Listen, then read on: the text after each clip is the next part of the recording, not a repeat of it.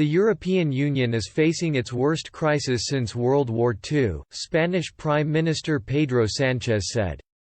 Mr. Sanchez appeared to make a thinly veiled reference to the lack of EU solidarity during the ongoing coronavirus pandemic as he labeled it the biggest crisis since World War II.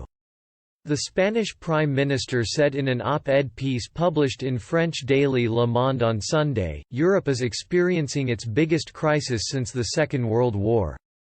The bloc is facing a war that is very different to the ones it has managed to avoid over the last 70 years, a war against an invisible enemy that puts the European project to the test. Before adding, there can be no cohesion without solidarity. And without cohesion, disaffection with Europe will take root and the credibility of the European project. Europe was built on the ashes of destruction and conflict, and if we do not win this war against the virus together, then we will all lose. As a union, we can either rise to the challenge or fail.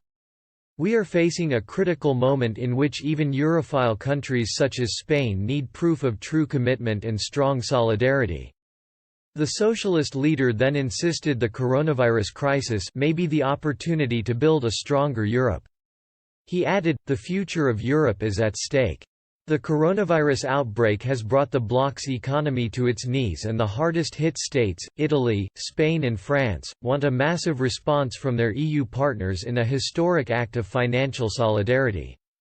Mr. Sanchez this weekend reiterated his support for the launch of jointly issued debt by Eurozone members as a way to counter the coronavirus economic impact, an idea championed by Paris, Rome and Madrid but rejected by the likes of Germany, Austria, Denmark, Finland and the Netherlands have refused to back an agreement that would allow joint borrowing over fears it would leave them liable for the debts of what they see as more spendthrift countries in southern Europe.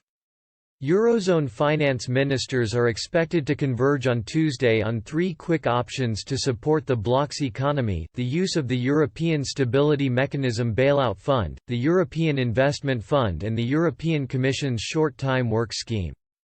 In addition, France has proposed a fund worth several hundred billion euros financed by joint borrowing that would be used solely to fund public spending for the economic recovery after the current downturn. Spain has the second highest coronavirus death toll in the world after Italy, but fresh data gave some glimmer of hope that the worst may be passing. On Monday, the country reported 637 fatalities in the previous 24 hours, a 5% increase in total and less than half the pace recorded a week earlier. The total death toll currently stands at 13,055. Monday's figures also showed total cases up to 135,032 from 130,759 the previous day. Spaniards have been under strict lockdown since March 12, and are only allowed to leave their homes for essential outings, such as buying food or seeking